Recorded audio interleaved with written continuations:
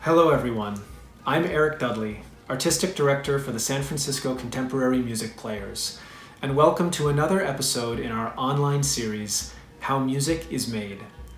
In this episode, we revisit our January 2019 performance of The Cage Variations by composer and guest artist Ted Hearne on a program entitled Auto-Tuning Ives.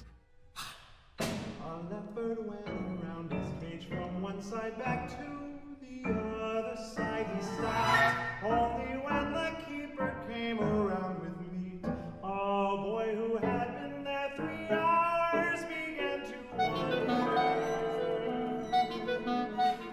I'd like to share with you a few things about this piece by Ted Hearne that make it so interesting and exciting for me as a conductor.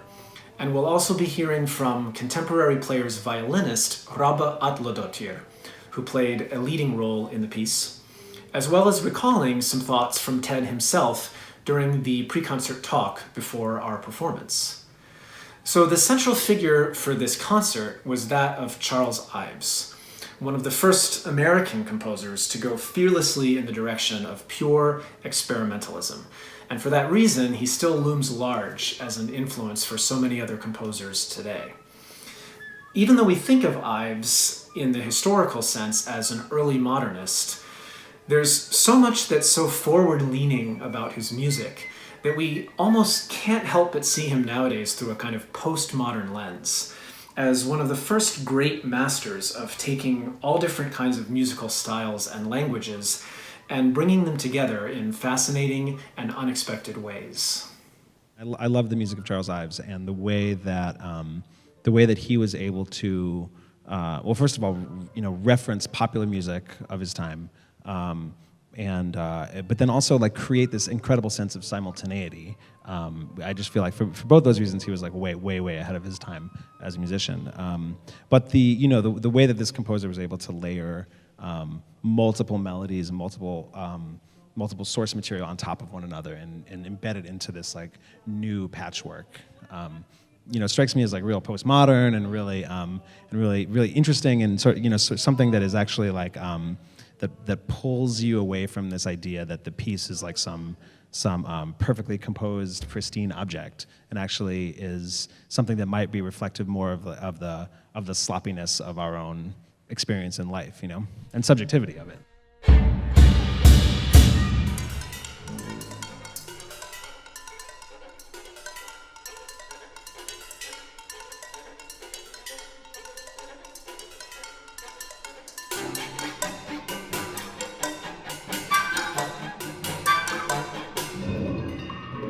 Postmodernism as an idea is really clear in at least one sense, which is this notion that so many innovations in style and sound have already been explored that one of the only things left to do is to create really interesting and sometimes jarring recombinations of previous ideas to set up a kind of dialogue between them.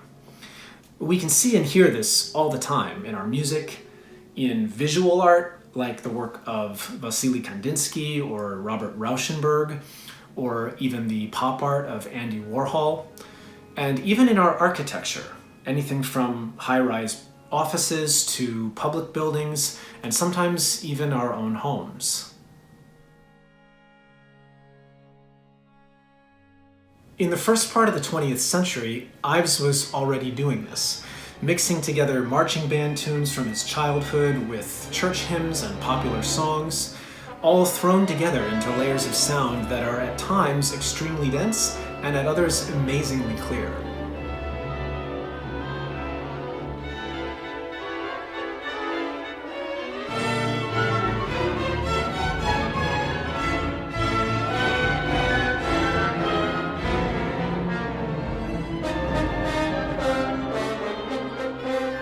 If Ives was the ultimate precursor to postmodernism, then there's a lot in Ted Hearne's music that could be seen as almost a kind of postscript to the height of the postmodern era. Ted is constantly bringing in influences from the realms of pop culture and rock and hip-hop, and some of his music can almost approach a kind of DJ-like mixology of influence. And it's that aspect of this set of variations that most closely connects to the kinds of pathways laid out first in the music of Charles Ives.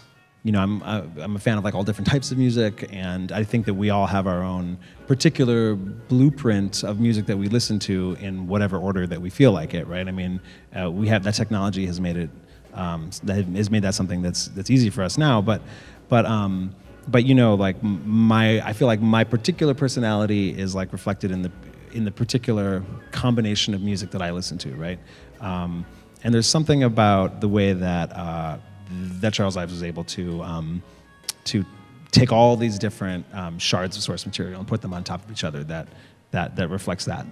This set of variations by Ted Hearne for chamber ensemble and amplified singer is based on a short song by Charles Ives called The Cage, which is itself a setting of a poem, also by Ives, that reads very much like a quirky kind of aphorism. A leopard went around his cage, from one side back to the other side. He stopped only when the keeper came around with meat. A boy who had been there 3 hours began to wonder, is life anything like that? A leopard went around his cage from one side back to the other side. He stopped only when the keeper came around with meat. A boy who had been there 3 hours began to wonder, is life anything like that? A portion of the Ives song appears in almost every variation in Ted's piece, each of which are also called cages. And at the very end, we hear the original Ives song in full. In the preface to the score, Ted describes the piece as an experiment in patchwork, a piece of music made entirely from shards of other pieces of music. And in addition to the Ives song, the full set includes quotations and samplings from the work of 7 other contemporary composers, in addition to another piece by Hearne himself. Ted also says that the performance of the piece can be flexible, either including the complete versions of the works by other composers, interspersed among the variations, or not. And for our performance, we chose a selection of the variations, along with one of the other works that's directly referenced in a variation, which is the solo violin piece Blue Swell by composer Molly Joyce.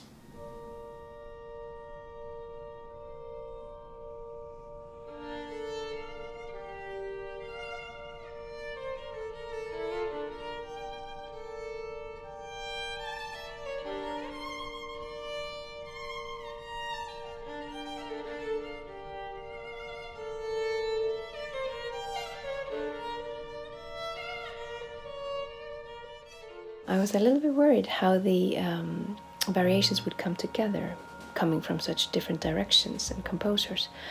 But all of them, or at least most of them, have some text in them, a text from the Charles Ives song, The Cage, and even the melody or the music from Ives is in there in its entirety at some points. But for Molly Joyce's piece, I mean, there is no text, that's only violin and organ, a pre-recorded organ. So how is that going to fit in there? But then I noticed that the variation before that starts exactly in the same way as the Blue Swell by Molly Joyce.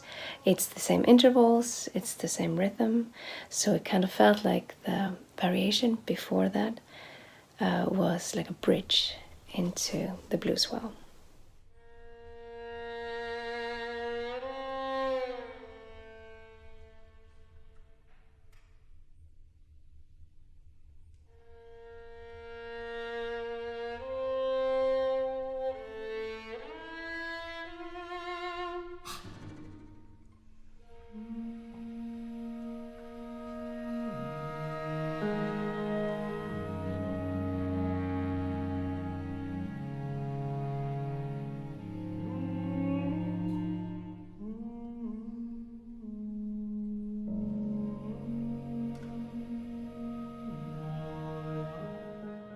Other variations layer more than one reference at a time, like at the opening of Cage 2, the second variation, where our flute player, Tod Brody, plays an excerpt that includes rapid in and out breathing on the instrument from a piece by Amy Beth Kirsten called Pirouette on a Moon Sliver.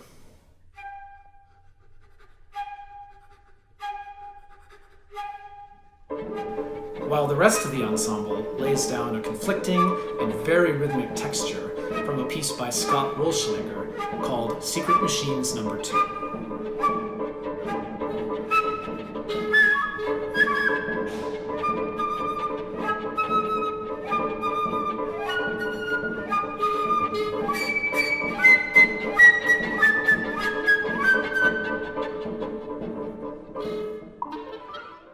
So speaking of extended techniques, there was one that I got to do in Ted Hearne's piece, and that was placing a cork on my violin.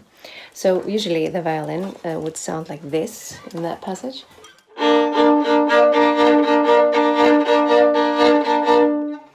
But then I took a cork, found that from a wine bottle or an olive oil bottle, and then you place it here between the strings,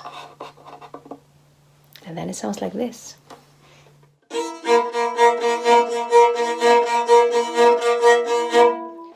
So you can hear that the sound gets a little bit distorted, and the intonation or the notes do also change a little bit. So that was very fun to get to do.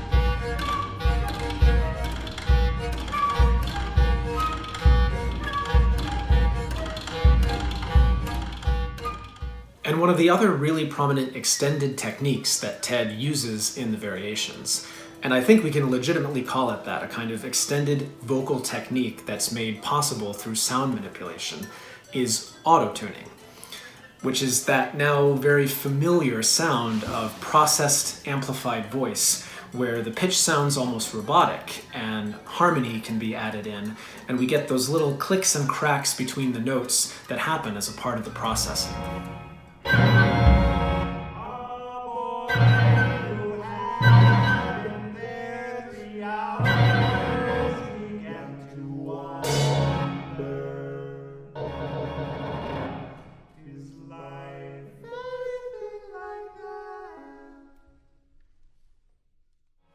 And that's just another element that Ted uses to bring the sound world and references in the piece right up into the present day, and to place them on equal ground with the hip-hop and pop music artists that use these sounds so regularly.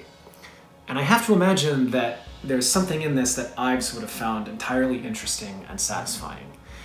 Every time the Ives song comes back in the course of the piece, it's recontextualized and recast almost as if it's being manipulated and affected by the rest of the musical ideas sharing the stage. And in one way, I think that's the very kind of listening experience that Ives and now Ted Hearne are seeking to create. One that plays with our sense of the present and the past, of the familiar and the unfamiliar, and that ultimately forces us to listen differently as a result.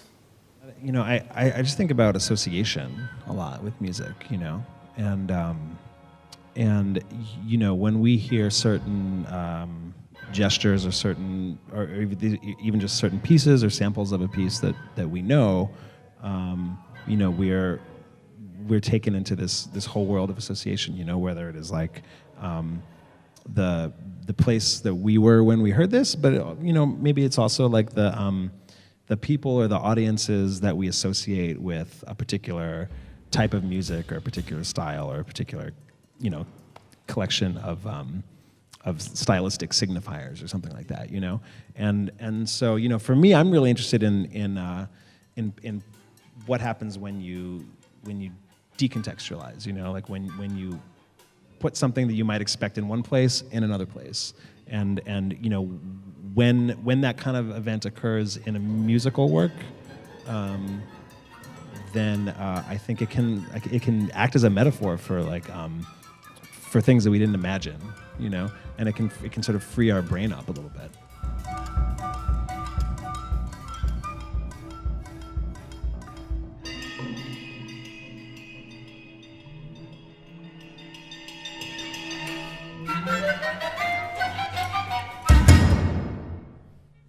We want to thank you for being with us to hear the San Francisco Contemporary Music Players, along with composer and guest performer Ted Hearne in The Cage Variations, and we hope you enjoy the performance.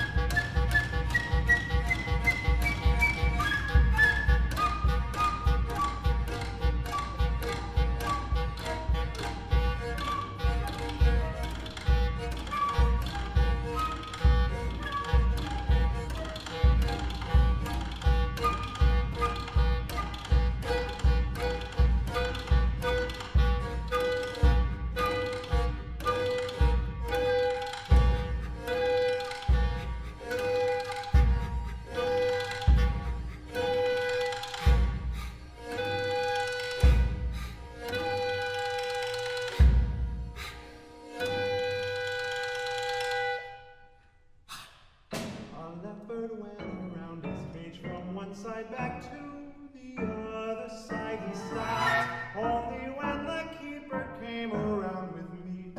A boy who had been there 3 hours began to wonder, is life anything like that?